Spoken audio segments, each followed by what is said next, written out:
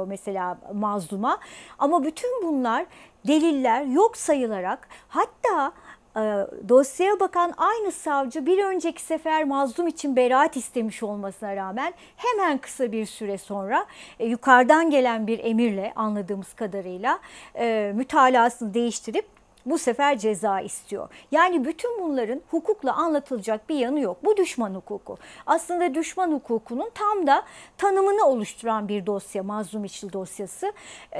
Evet, hiç işlemediği bir suçtan dolayı büyük bir ceza aldı mazlum ve cezaevinde büyümeye devam ediyor. İşte 14 yaşında girmiş, bugün 23 yaşında genç bir insan olarak hala cezaevinde.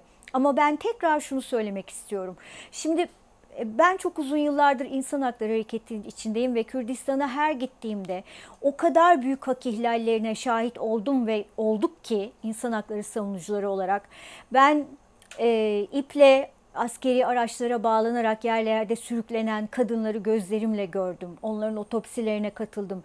Yakılan köylere şahitlik yaptık. Gözaltında kaybedilen insanların ailelerine tanıklık yaptık. İşte bence Mazlum İçli de bu mağduriyetlerden birini yaşıyor. Maalesef ki devletin politikaları yine burada sorgulanmıyor. Birileri Yasin Börü'ye sahip çıkıyor ve onun üzerinden bir intikam dili geliştiriyor. Ne yazık ki orada ölen diğer çocukları hiç görmeyen bir devlet aklı var.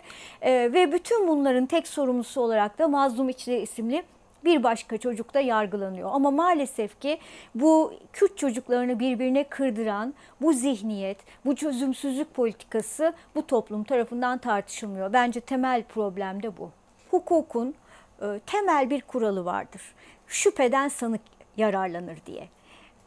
Bu temel kural hiçe sayılıyor bu dosyada. Kaldı ki şüphe bile değil, kanıtlar var. Mazlum İçli'nin o olay sırasında orada olmadığına dair HTS kayıtları var.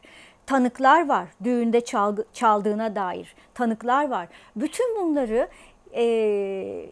yargılamanın düşünmüyor olması inanılmaz. Kaldı ki bir süre önce düşünüyor ve beraatini istiyor savcı. Demek ki bir savcının bir dosyada beraat isteyebilmesi için onun suçlu olmadığına dair çok önemli kanıtlar var demektir. Ama aynı savcı hiçbir gerekçe göstermeden birdenbire çok kısa bir süre içinde mütalasını değiştiriyorsa orada dışarıdan bir müdahale var demektir. Yani bu dosya hukuk kurallarının hiçe sayıldığı, aynen Gezi davasında, Kobane Kumpas davasında ve birçok davada olduğu gibi yukarıdan talimatla kararlar verilen, hukuk dışı, hukukun hiç işlemediği bir mahkeme dosyası. Çünkü eğer çözümsüzlük politikasını devam ettirmek istiyorsa, ki öyle devlet, bu çok uzun yıllardır böyle. Yani Tayyip Erdoğan döneminden önce de böyleydi, şimdi de böyle. Çözüm istemedikleri için düşman yaratmaya ihtiyaçları var.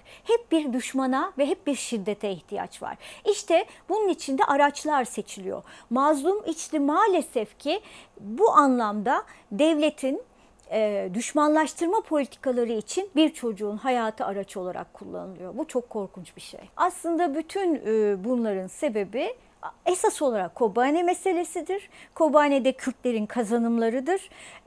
Bütün mesele buradan kaynaklanıyor. Bir fail aranıyor ki Kobane davası da zaten içi tamamen boş. Hepsi bizim arkadaşlarımız olan, hepsi bir karıncayı bile incitmeyecek kadar yumuşak ve duygulu insanlar olan arkadaşlarımızı bu şekilde yargılıyorlar. Ama bütün bunlar bir gün gelir geri döner. Yani bu böyle sürecek değildir. Fakat şu anda ben 30 yıldır insan hakları hareketi içindeyim. Hukukun bu kadar yerlerde olduğu başka bir süreci ben hatırlamıyorum. Mazlum İçli'nin cezalandırılması demek, Mazlum İçli'nin, ki o bir çocuk aslında, onun bir siyaseti de olmaz yani, ama sonuçta Mazlum İçli bir Kürt çocuğu, HDP'li büyük ihtimal bir ailenin çocuğu ve onunla birlikte bir çocuğun üzerinden bütün aynı görüşte olan bütün Kürtler cezalandırılmak isteniyor. Ben yani bu cezadan sonra babasıyla görüştüm mazlumun. Ya, tabii ki çok üzgünler ama umutsuz değiller. Yani destek bekliyorlar. Bence aslında barış ve Kürt sorununda çözüm isteyen herkesin ki bir çocuk olduğu için her şeyden önce Mazlum İçli davası üzerinden bir kampanya başlatılması gerektiğini düşünüyorum. Yani bu kadar hukuksuzluğun ortasındaki bu hukuksuzluktan hepimiz nasibimizi alıyoruz.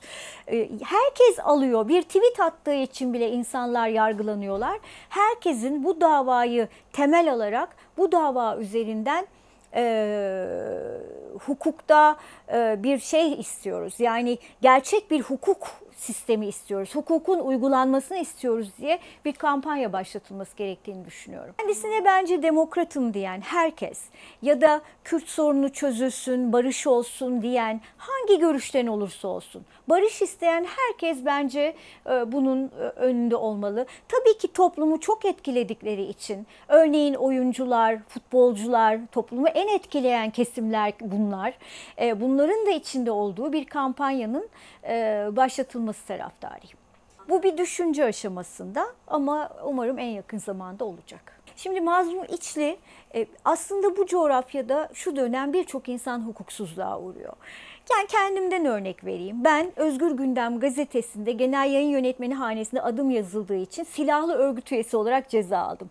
Ömrümde polisin silahı dışında hiçbir silah görmemiş olan ben silahlı örgüt üyesiyim şu anda. Yani benim gibi birçok insan aynı biçimde. Yani silahlı örgüt üyesi olarak cezalandırıyor sizi ve ya git diyor ya yurt dışına git diyor ya da otur cezaevinde girmeyi bekle diyor. Yani insan zaten hepimiz adli kontrollü yaşıyoruz. Hepimiz rehiniz aslında.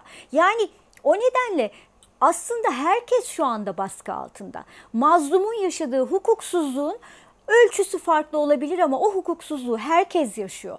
Cumartesi anneleri yaşıyor, Gezi mahpusları yaşıyor, Kürt milletvekilleri yaşıyor, Kobani davası sanıkları yaşıyor. Ne bileyim yani çok farklı görüşlerde olmamıza rağmen mesela Merdan Yanardağ da yaşıyor. Tamamen farklı bir dünya görüşündeyiz ama herkes yaşıyor. Yani o nedenle herkesin bu dava üzerinden gerçek bir hukuk istiyoruz diye ayağa kalkması, talepte bulunması gerekiyor. Mazlum üzerinden böyle bir kampanya, bir düşüncesi var. Büyük ihtimalle önce bir imza kampanyasıyla başlar. Daha sonra daha da değişir. Ben en yakın zamanda Mazlum'u ziyarete de gideceğim. Onun söyledikleri, onun talepleri her şeyden önemli olacak. Mazlum'un talepleri tabii ki avukatıyla da iletişim halinde olarak onun talepleri üzerinden devam edeceğiz. Yani Mazlum, Kürt sorunundaki çözümsüzlük politikaları nedeniyle mağdur olan binlerce çocuktan biri. 14 yaşında işlemediği bir suçtan cezaevine girdi. Bugün 23 yaşında ve hala cezaevinde yaşamını sürdürüyor. Son derece hukuksuz bir kararla çok uzun yıllar hapiste yatacak. Mazluma verilen ceza aslında bütün hukuksuz kararların bir özeti gibi. Bu nedenle barış, demokrasi ve çözüm isteyen herkesin sahip çıkması gerekiyor.